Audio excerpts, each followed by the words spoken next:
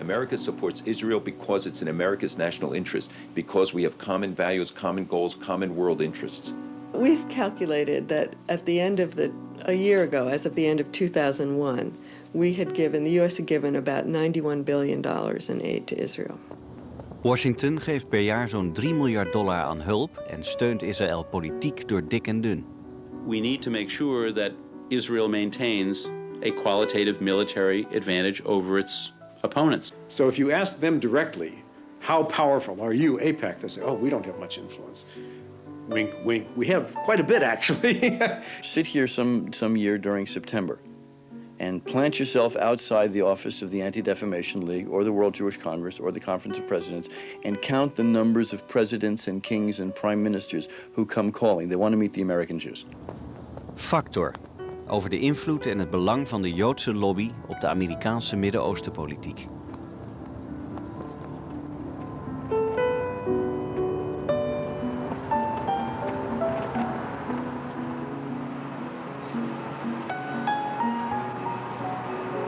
Jews are tremendously socially active in this country. They're engaged. 9 of the 46 Democrats in the Senate, 1/5, are Jewish. As I say, they're 2.5% of the population. They're 20% of the Democrats in the Senate. They're about 20% of the senior editorial staff at the major newspapers and the major networks. I think the American Jewish community is an influential community because we choose collectively to get deeply involved in the fabric of American intellectual, political, economic, social, academic life. My daughter just finished 3rd grade in a Jewish parochial school. Since kindergarten, actually my son just entered kindergarten, they're required to bring a nickel every week for tzedakah, for charity. They learn from the moment they can walk to give money away. So when the Democrats need to raise money, they turn to Jews and they get money.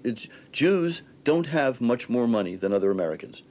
The surveys show that the Jewish median income is slightly higher than the country as a whole. If you remove blacks and Hispanics and only take whites, the Jewish economic profile is not much different. But you look at giving patterns, both to charity and to politics, and Jews are off the map. Oud-diplomaten en senatoren die hun zetels verloren door toedoen van de lobby, stichtten in de jaren 80 het maandblad The Washington Report on Middle Eastern Affairs. Door de jaren heen heeft het blad veel en kritisch geschreven over de wijze waarop AIPAC, de voornaamste Joodse lobbyorganisatie, te werk gaat.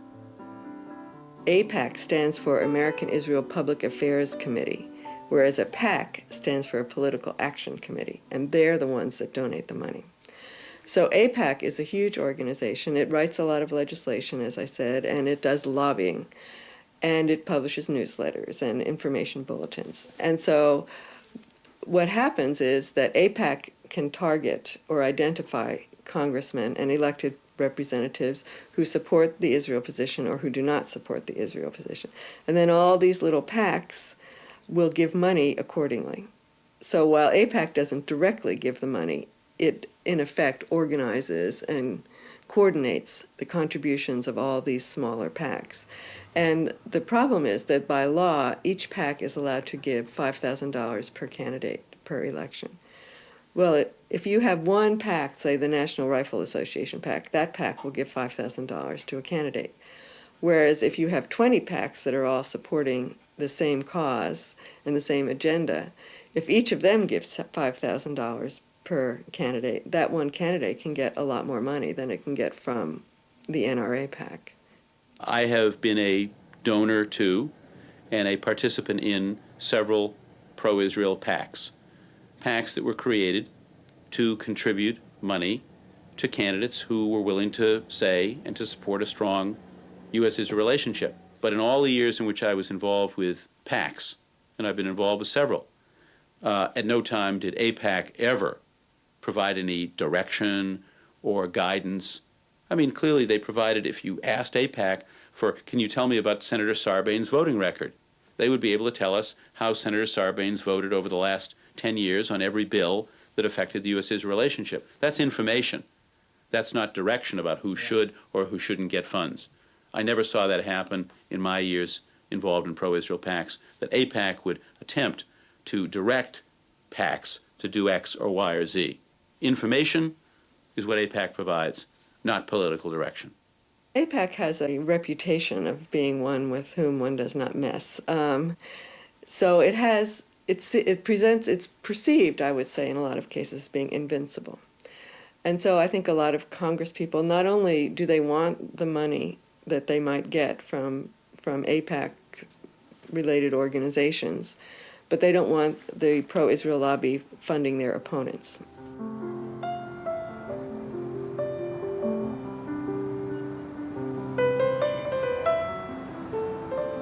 From the time Israel's created in the Truman administration up through the Reagan administration, there were maybe 70 or 80 major decisions when presidents took one position and the lobby took another position.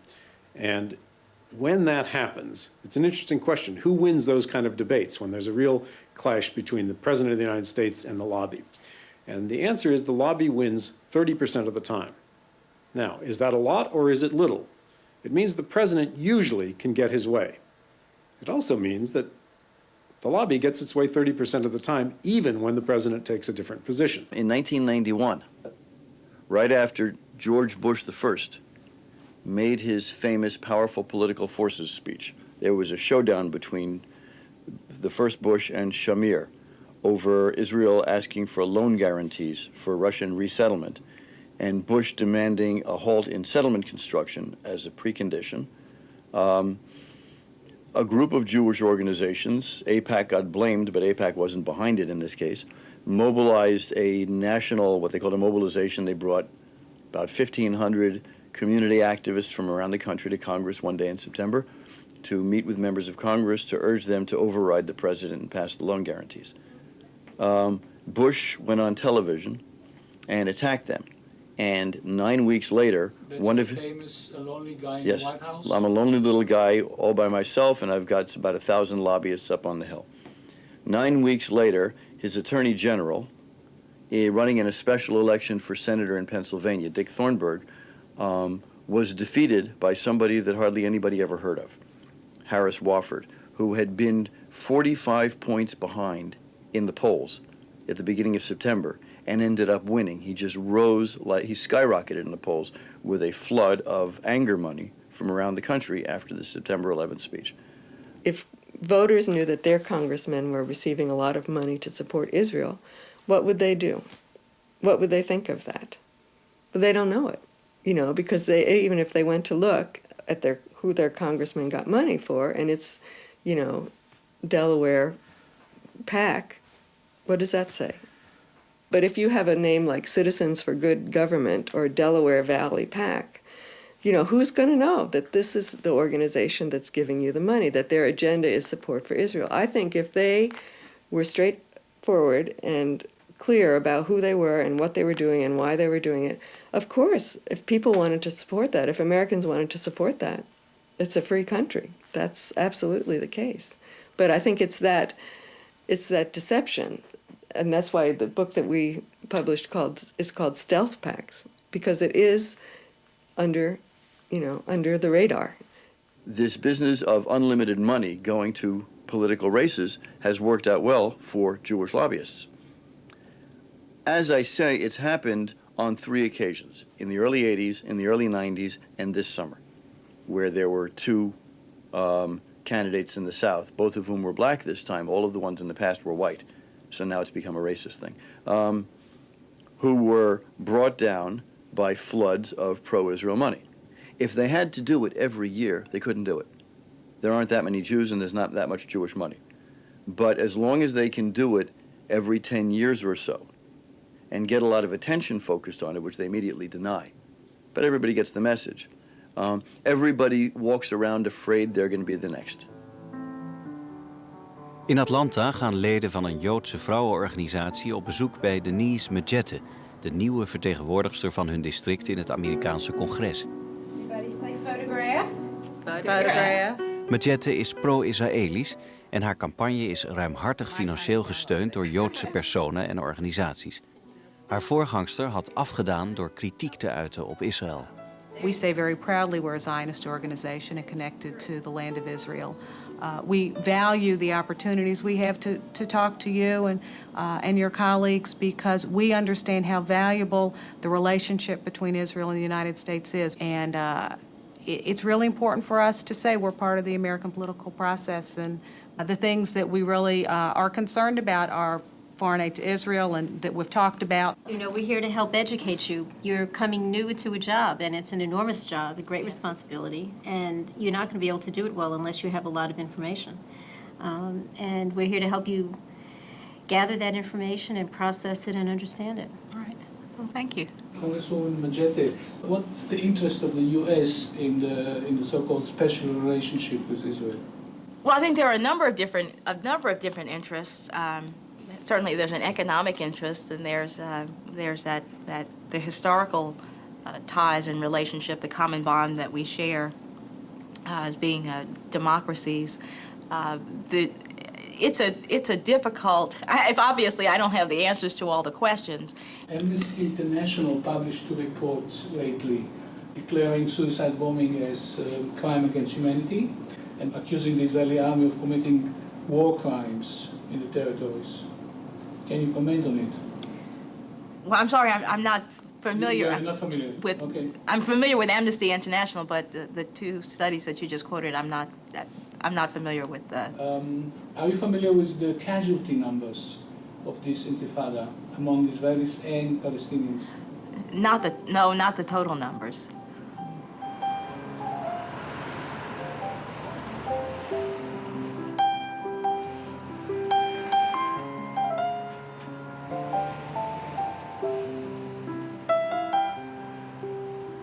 How powerful is the Jewish lobby in America? This is something about which Europeans are obsessed as a rule, this Jewish lobby. The views that we express gain support, not because there's a, quote, lobby, but because it reflects the views of the American people. The overwhelming majority of the American people support a strong U.S.-Israel relationship. They understand that this is the sole democracy in the region. They understand who wants peace and who has been the source of the conflict and of the terrorism and of the violence. And people here who get a much fairer view from the press than generally Europeans do have a more balanced view of the realities in the region and support it for those reasons. They identify with Israel. They see that they have the same morals and values and norms and justice, commitments to democracy and freedom. He speaks in the name of the Jewish organizational world. There are about 300 national Jewish organizations in America and thousands of local ones. There are probably 5,000 synagogues. There is a network of Jewish charity that raises and spends altogether between $4 and $8 billion a year.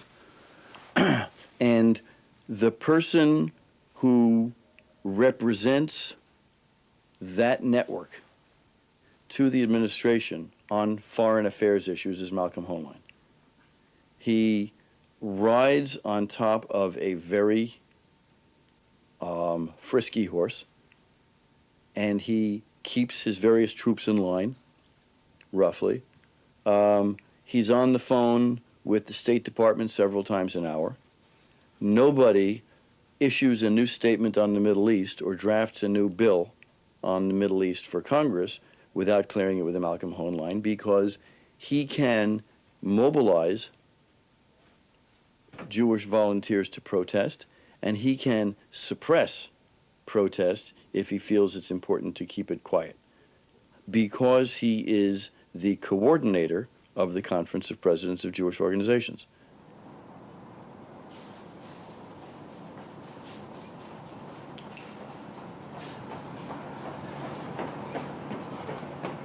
In the first years of Israel's existence, the first 20 years, the United States did not send arms to Israel. We sent some economic aid, but we didn't send military aid. So there was a kind of standoffishness. Yes, we have this commitment, we have this relationship, there's a history, it's a democratic country, we want it to survive, but we also have these other interests in the region. We have to try to cultivate those at the same time. So we need to be a little bit balanced. '67 is a turning point because Israel demonstrates that it's a powerful country as well. And so Israel emerges not only as powerful, but friendly, democratic. With the Johnson period, you begin to get the tilt toward, let's put our bets on Israel as a strong friend in the region, and maybe there will be some strategic benefits. And Nixon and Kissinger pick that up and develop it as a kind of rationale that by keeping Israel strong, you somehow will humiliate the Soviet Union. They didn't care about the Middle East per se. They cared about the great competition with the Soviet Union. And Israel was, by 1970, seen as a kind of strategic asset with which you could discredit pro-Soviet regimes.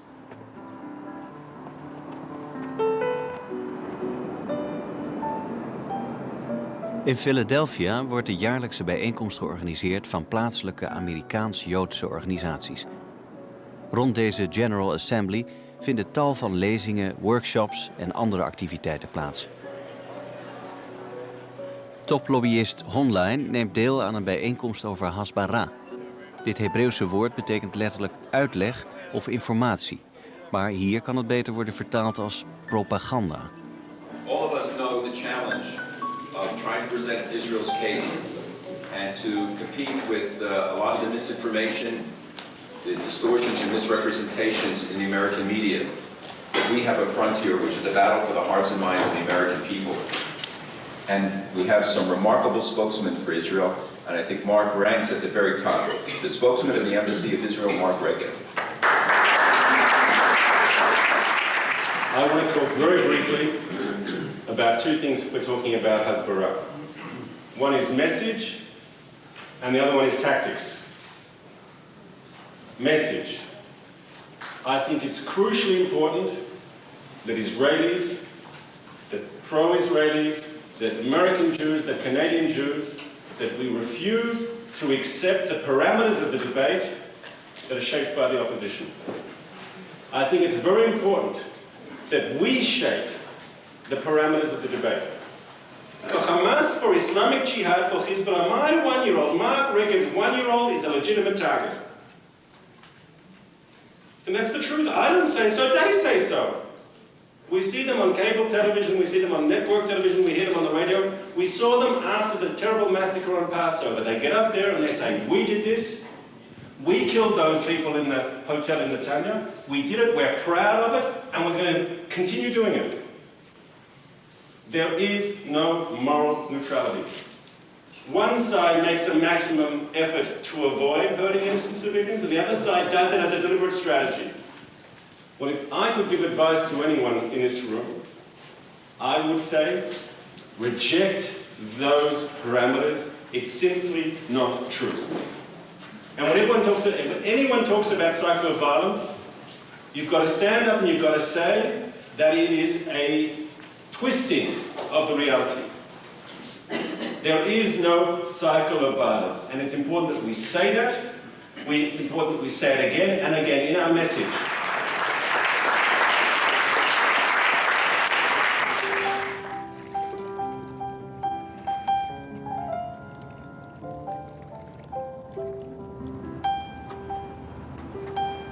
The Anti-Defamation League have a rather leaky office in Boston.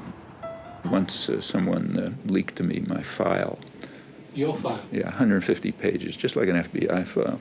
It was being leaked to me because it had on the front of it a name, namely Alan Dershowitz.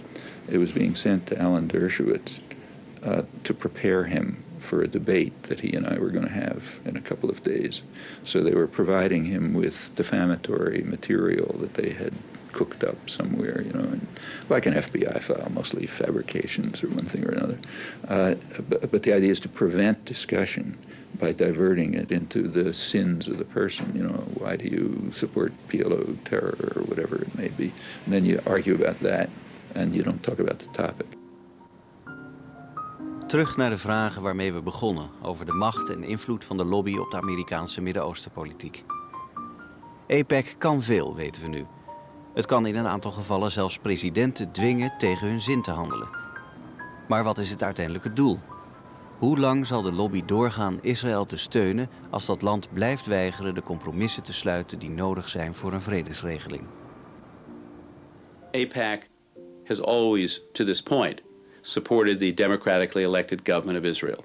When the Israeli people have spoken and have elected a prime minister, and the prime minister has been able to form a government, that government's policies are ones that AIPAC has, since I've been involved with AIPAC, supported and worked hard to strengthen. Its instinct is to support Israeli policy regardless of what happens. Israelis and Europeans see that as support for hawkishness, but it's not. It's support for Israel having the right to do whatever it wants. America should support Israel regardless of what Israel decides. You may not think that's a good way for a person to operate in politics. That's the decision they reached. They're there to defend Israel's right to do whatever it wants. Israelis and Palestinians are both dying, are all dying because of the occupation. I think that's killing everybody. And that, and the U.S. is paying for it, so it's like, it has to stop. I think even quite hard-headed Americans who have no special sympathy for Israel would say that Israel needs to have a military capability to defend itself, and they can't afford the arms that we offer, so we have to provide some means for them to acquire the arms if we want them to not rely on nuclear weapons as their main defense, and we don't. We'd rather have them keep the bomb in the basement, and the price for doing that is to make sure that they have an alternative. And that's a very special American security relationship that doesn't have to be nurtured too much with AIPAC pressure. The military likes the relationship, the arms manufacturers like the relationship. So that it's a very complex system of mutual interests and deal-making that this whole thing rests on. Sounds like horse trading. It is, it's horse trading. It's a system in which the Jewish community is a player. People standing on the outside who begin with the assumption there's something wrong with this because Israel's evil and Jews are evil. And therefore, there must be something funny going on. There's nothing funny going on. Just huge amount of money. Huge amounts of money, which is how America works.